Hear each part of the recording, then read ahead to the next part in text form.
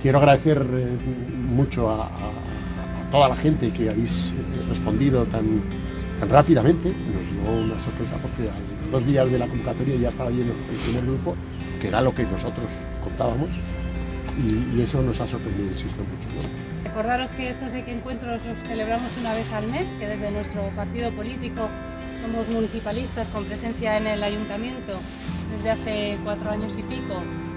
Pues nos interesa hablar de la ciudad, nos interesa hablar de las cosas de la ciudad y sobre todo buscar encuentros, momentos de reflexión y de conversación ciudadana. Así que os invitamos, cada mes es un tema, tratamos, la política local tiene eso, es de lo más diversa y variada y entretenida. Así que bueno, pues a veces hablamos de medio ambiente, de vivienda, de cultura, de juventud, de educación, y en los próximos meses en enero y febrero vamos a hacer un encuentro sobre el fuerte, que también es un tema que nos interesa mucho y que además en la ciudad yo creo que tenemos que tomar conciencia de ese espacio, lo importante que puede ser para el futuro de la ciudad. El fuerte, y también vamos a hacer una mesa sobre municipalismo, que es nuestra esencia también, ¿no? Somos un partido local. Existimos solo aquí, pero hay otras iniciativas en otros lugares que tienen el mismo sentido que nosotros y bueno, pues las minorías políticas creo que también tiene sentido que existamos y de eso queremos enfocar uno de nuestros próximos encuentros del año 2024. Así que nada, estamos en el ayuntamiento a vuestra disposición para lo que podamos ser de utilidad desde la posición que tenemos, que es la oposición, pero es una oposición reivindicativa, propositiva y de seguimiento y de control al equipo de gobierno, y siempre esperando que, bueno, pues que en esta ciudad vivamos mejor y estemos más a gusto y seamos más felices. Que para eso sirve la política, aunque a veces no lo parezca, la política creemos en ella que tiene que servir para eso. Debe servir para eso, sí. Así que nada, vamos a pasar a ver el Panteón y a disfrutar de esta mañana soleada visitando... Dentro no hace sol, o sea, porque hace un frío del carajo, que dicen los... Sí, adelante.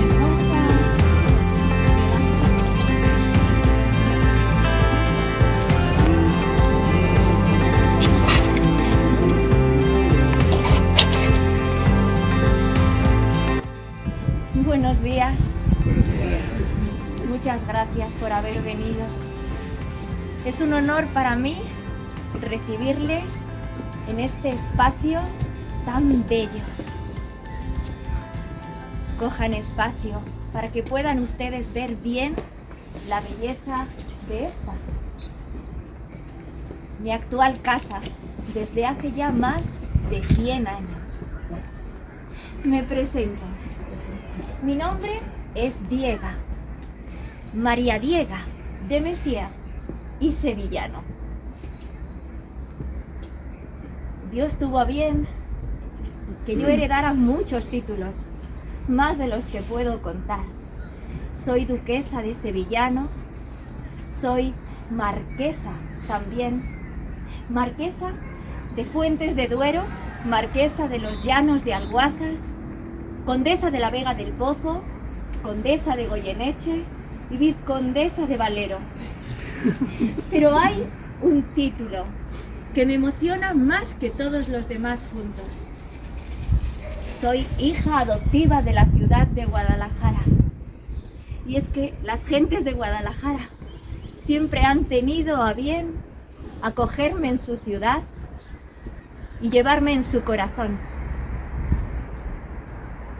Tuve suerte con la familia que me tocó. Gozábamos, como saben, de buena salud aristocrática, buena salud financiera. Nunca nos faltó comida en la mesa, nunca nos faltó un palacio donde dormir. Pero había una salud con la que no contábamos, una salud muy importante. La salud de los cuerpos, la que nos permite pasar más días en este mundo de los vivos. Prácticamente toda mi familia murió joven. Muchos de mis tíos y tías no llegaron prácticamente a la edad adulta. Mi hermanita falleció cuando yo era muy pequeña y ella más aún. Mi única hermana. Mi padre falleció cuando yo tan solo tenía 3 años, así que yo me crié con mi madre y con una hermana de mi padre, con mi tía María Micaela. Gracias a ella aprendí todo lo importante de la vida. María Micaela. A ella construir una iglesia, la iglesia de Santa María Micaela, del Santísimo Sacramento. Santa, sí, porque mi tía María Micaela fue elevada a los altares. Me siento muy orgullosa y afortunada de haber pasado mi infancia con ella, y gracias a su influencia yo decidí permanecer soltera toda mi vida, porque mi amor era demasiado grande como para dedicárselo tan solo a una persona. Mi amor por los hombres, las mujeres, mi amor por mi familia y, por supuesto, mi amor a Dios hizo que decidiera seguir una ruta del bien que intentase ser lo más valiosa posible para esta ciudad que tanto quiero, y para otras, porque pedí que se construyeran también edificios de beneficencia en Badajoz, en Madrid. Dicen de mí que yo era la madre de los pobres. Yo, que no he sido madre. Dicen de mí que era una persona muy caritativa. Pero ¿saben qué? Yo no estoy de acuerdo. Mi labor era dar trabajo, no dar limosna. Cada persona ganaba su jornal cada día. ¿Eso es dar limosna? Estos edificios que van a ver ustedes ahora, este complejo de belleza arquitectónica, lo construyeron ellos con sus propias manos. Yo no puse una sola piedra. Cada persona que aquí trabajó ganó su jornal. Sí que me siento orgullosa de haber incluido algunas mejoras en las condiciones laborales de los trabajadores. Los domingos, los días festivos, también merecían ganar su jornal, aunque descansaran, igual que todos nosotros lo merecemos. También me siento orgullosa de haberles dado su jornal los días que enfermaban. ¿O acaso es que esos días no comían? ¿No comíamos todos? ¿Acaso no comían sus mujeres? ¿Acaso no comían sus hijos? ¿Sus hijas? De eso sí me siento orgullosa. Mi amor por Guadalajara viene de familia. Mis padres decidieron casar en Guadalajara. Y aquí teníamos un palacio, el Palacio de los Condes de la Vega del Pozo. Y también una capilla anexa, la Capilla de San Sebastián. Ustedes, a día de hoy, conocen este espacio como el Colegio de Maristas. En este lugar decidí que quería pasar mis últimos años, cuando ya fuera mayor. Por eso le ordené a mi amigo, el arquitecto Ricardo Velázquez Bosco, que le pusiera mejoras al palacio, que le dotara de luz eléctrica, de garaje, de ascensor, además de pedirle que construyera también esta casa, la casa donde descansaríamos finalmente mis familiares y yo. Por eso también le pedí que construyera este edificio que van a ver después ustedes, la Casa Asilo de San Diego, ahora que conocen ustedes por el nombre de Adoratrices. Adoratrices es la orden religiosa que fundó mi tía, Santa María Micaela. Cómo me hubiera gustado pasar unos días en Guadalajara, pero no pudo ser. Es verdad que yo tengo tendencia viajera, siempre me ha gustado viajar y tenía casas en muchos lugares de Europa para poder disfrutar. Estaba en Biarritz cuando la Primera Guerra Mundial hizo que tomara la decisión de partir hacia Burdeos. Allí empecé a encontrarme mal y acudí al médico, pero la muerte me sobrevino. Dios me llamó a su vera antes quizá de lo que yo hubiera deseado. Allí morí, en Burdeos. No me dio tiempo ni a escribir un testamento. En tren llegué hasta Madrid. Me recibió el alcalde del momento de la ciudad de Guadalajara, don Miguel Fluiters. Me recogió en Madrid y acompañó mis restos mortales en tren hasta Guadalajara. No saben ustedes cuánto agradezco que la ciudad de Guadalajara hiciera semejante cortejo fúnebre para acompañarme hasta esta, mi casa definitiva. Dicen que cuando mis restos iban por el Palacio del Infantado, aún había centenares de personas caminando por el puente árabe. Toda la ciudad se volcó para mi última despedida. También vino el presidente Antonio Maura. No me lo merecía.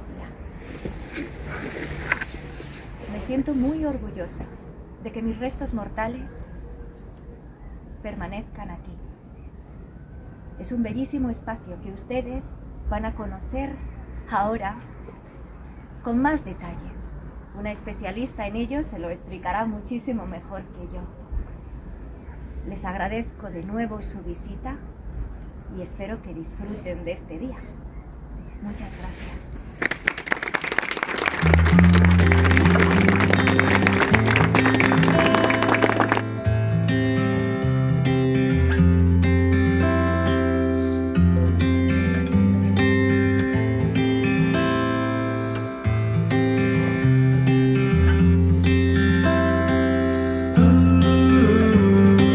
Tener a gente que nos cuente sobre Guadalajara, que además lo cuente bien, que nos haga que lo entendamos y que miremos a esta ciudad con cariño y también con respeto, ¿no? De proteger el patrimonio, proteger la ciudad y pensarla siempre en más bonito y en más disfrutable.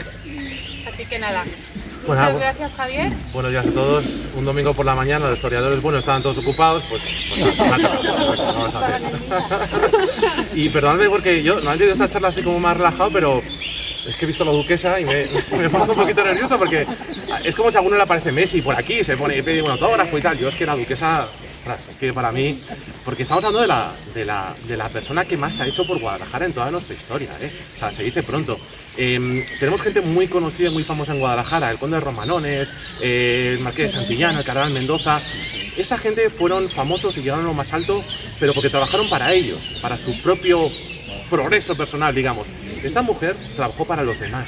Tiene una inmensa fortuna, ya lo habrá contado, ¿no? Pero todo lo hizo por los demás, no lo hizo por ella misma. Y eso yo creo que le hace ser quizá la persona más generosa que ha habido en Guadalajara. Yo digo, en toda nuestra historia tenía, claro, más generoso primero hay que tener para dar. Y yo creo que quizás sea de las personas que tenemos que estar más agradecidos, no solamente por lo que hizo por los guadalajareños de aquella época, porque aquí en Guadalajara no hubo hambre, aquí en Guadalajara no hubo problemas de movimientos obreros, revueltas, huelgas, porque la gente tenía para comer en un momento muy complicado y además pues nos ha legado pues este patrimonio que tenemos, a veces un poquito escondido, ¿verdad? Yo también 42 años y es la primera vez que entro y bueno, es una pena que no podamos, pero bueno, que nos lo ha legado a la ciudad y que yo creo que es un sitio para sacar pecho, ¿no? de ser de Guadalajara. Este edificio se construyó en un momento de enorme complejidad, digamos, política, social, económica. Estamos hablando no solamente de España, de toda Europa, ¿no? Ese final del siglo XIX, principios del siglo XX, un momento de cambio atroz en Europa. Estamos hablando de que esa vieja sociedad casi medieval se está viniendo abajo, aparecían las fábricas, aparecían los proletarios, aparecía otra forma de entender la vida, aparecía el ferrocarril, la máquina de vapor. Estábamos cambiando en Europa y es un momento, digamos, de cambio absoluto, no solamente económico, sino también social. Estamos hablando de que muchos países se empezaban a esforzar por parecerse a las democracias que son hoy en día, por ejemplo Inglaterra, por ejemplo Francia. Es decir, que la vida de nuestra aristócrata, de María Diega. No voy a pronunciar el apellido porque no soy capaz, es más, bueno, en fin, María Diega, y nuestro arquitecto, Velázquez Bosco, transcurrió en un momento de cambio enorme en nuestra historia. Y si nos podemos imaginar a los europeos como los ciclistas del Tour de Francia, ¿no? Cuando suben a la cuesta ahí del Tourmalet y van ahí pegando pedaladas, siempre hay alguno que se haya rezagado, ¿verdad? ¿Alguien nos consigue el ritmo? Pues eso éramos nosotros, eso era España. Vamos a decir que España en esa segunda mitad del 19 se encontraron en unos momentos casi de crisis existencial, ¿no? Habíamos perdido el imperio, no sabíamos quiénes éramos, no conseguíamos mantener el ritmo de los alemanes y de los ingleses, pero tampoco éramos otros países, estamos ahí buscando quiénes éramos y fruto de esa reflexión, pues digamos que estábamos un poco discutiendo entre nosotros sobre cómo era la mejor manera de gobernar un país, que si los republicanos, los monárquicos, los absolutistas, los centralistas, los federalistas, los liberales, los otros, bueno, hablamos ahora de polarización política, lo del siglo XIX fue exagerado.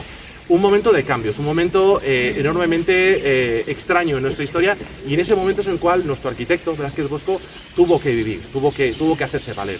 Hablamos de una persona que yo creo que todo lo que consiguió lo hizo o por talento o lo hizo por esfuerzo. No le dieron nada, él pertenecía a una familia de clase media, su padre era inspector de Hacienda, su padre era valenciano, su madre era andaluza, él nació en Burgos. Los que sí funcionan ya lo sabéis, ¿no? Esto hasta que te dan la plaza fija, ¿no? Y consigue estabilizarte, pues nació en Burgos pues porque le tocó a su padre trabajar en Burgos, ¿no? Y a los 5 años se vino para Madrid. Quiero decir que, pues sí, una familia de clase media, que se puede permitir una educación, pero bueno, que a partir de ahí él se lo consiguió todo, como digo, va a ser un talento enorme y de muchísimo esfuerzo. Su primer trabajo, su primera formación fue como ilustrador. Lo de arquitecto vendría más tarde. Un ilustrador en el siglo XIX, vamos a decir que es una profesión muy importante, ¿no? Porque estamos hablando de un momento en el que no hay cámaras de fotos, no hay internet, no hay... Entonces, la única manera de decir, oye, qué bonito este edificio, es dibujándolo, ¿no? O sea, un ilustrador tenía un uso,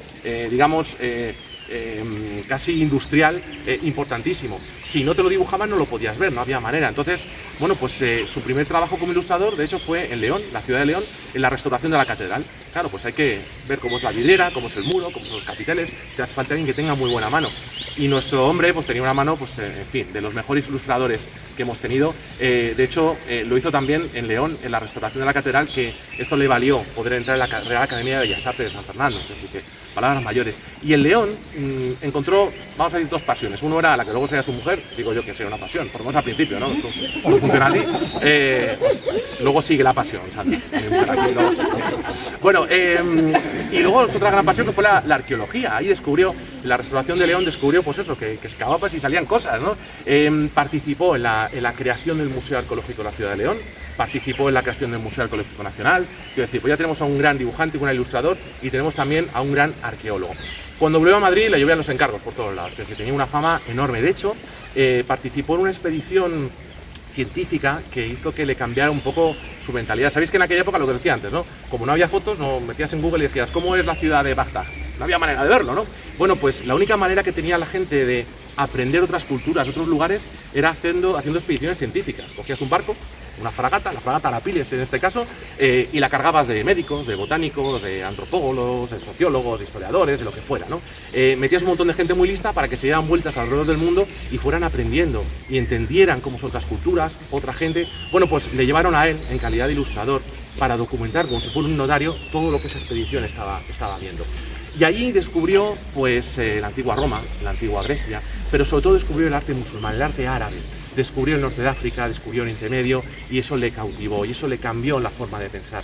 Empezó a entender, ya casi como arquitecto, el pasado medieval de España, si lo mezclo con el pasado árabe, si lo mezclo con el arte árabe, el arte romano, me pueden salir cosas muy bonitas. Bueno, a la vuelta a Madrid, lo que hizo fue formarse en su tercera profesión, que fue la que le dio la fama, que es la de arquitecto. Se fue a la universidad con 32 años, ya cierta madurez, bueno, con 32 es que sea maduro del todo, vamos a decirlo así. Un hombre ya maduro que se planta en la universidad, 32 años, ahí con todos los chavales, bueno, pues un expediente brillante. Sacó la carrera en tiempo récord, unas notazas de la leche. De hecho, cuando se licenció, según salía por la puerta de la universidad, le paró el decano y dijo, tú te quedas aquí. Tú te quedas ahí como catedrático de historia de la arquitectura.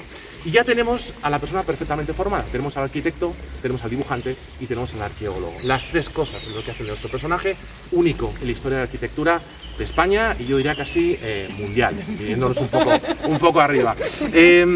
¿Cuál es el estilo de Velázquez Bosco? Bueno, lo estoy diciendo un poquito aquí, ¿no? Es lo que se llama el eclecticismo. alguno dirá, me he inventado la palabra, pues casi me la he inventado. El eclecticismo es como, ¿sabéis cómo los niños cogen los paquetes de Lego, distintas cajas, y cogen un trozo de barco, un trozo de avión, un trozo de robot, y te hacen una nave espacial? Pues eso es el eclecticismo, pero en versión de arquitectura.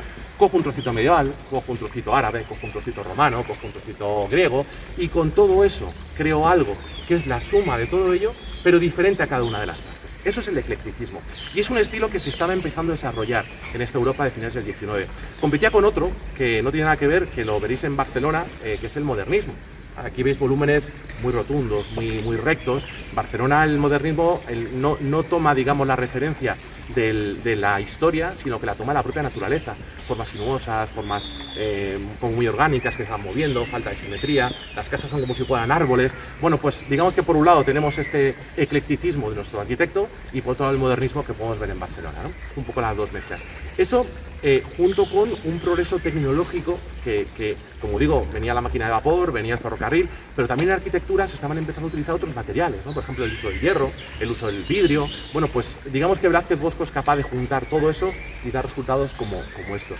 Quizá, además del viaje de esta fragata de Arapiles que os comentaba, quizás sus estancias en Andalucía fueron lo que marcaron su estilo, porque allí estuvo trabajando en las obras de restauración de la Alhambra de Granada y sobre todo en aquella época se descubrió el Palacio de Medina Zara, no sé si lo conocéis, la residencia de los califas en Córdoba. Él estuvo trabajando allí años como arqueólogo, digamos, sacando restos, investigándolos, viendo dónde iba cada pieza, porque el palacio, como tantos otros, fue vandalizado y la mitad de las piedras se utilizaron luego en Córdoba, ¿no? Entonces, intentando reconstruirlo, claro, el dominio que tenía el del arte árabe español fue impresionante. Gracias a todo eso, tenemos este estilo que podemos ver aquí perfectamente representado, porque si fijáis, cuando ves la fuente, uno se piensa que está en un patio cordobés o que puede estar en los alcázares de Sevilla, pero luego mira para arriba y esto es una mezcla de renacimiento, una mezcla de románico, las balaustradas renacentistas, por fuera hemos visto arcos que se parecen al gótico, esa mezcla de todo ello, con un estilo monumental, con una pinta de que esto no se va a caer en la vida. Yo a veces me dicen, no, este era el Calatrava de la época. Yo, no, porque esto no se cae.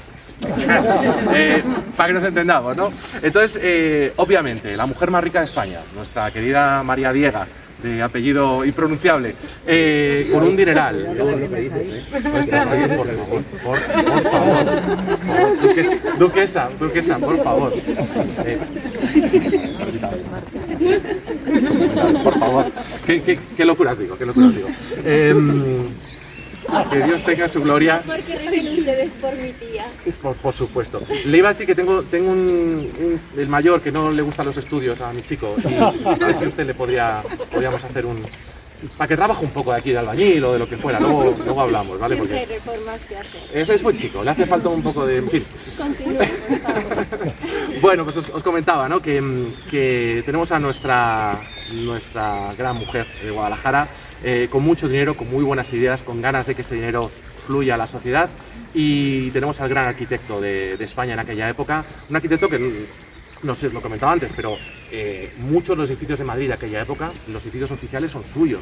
El Ministerio de Agricultura, que está ahí según sabéis, Atocha, por ejemplo, ese es suyo. El Palacio de Velázquez, el Palacio de Cristal, la Facultad de Ingenieros de Minas, por ejemplo, todo eso es suyo, y digamos que se convirtió un poco en ese arquitecto, digamos, de los gobiernos de aquella época, porque son volúmenes que da una sensación de poderío, ¿no? Y eso gustaba mucho en la época, aunque hubiera poco dinero, pero en fin. ¿Cómo vino a Guadalajara? Bueno, pues de la mano de nuestra duquesa, obviamente. Aquí, digamos que Guadalajara no solamente le debemos todo este complejo, como digo, es monumental, sino que pensamos que nuestra Guadalajara en aquel momento se estaba cayendo a pedazos, ¿vale?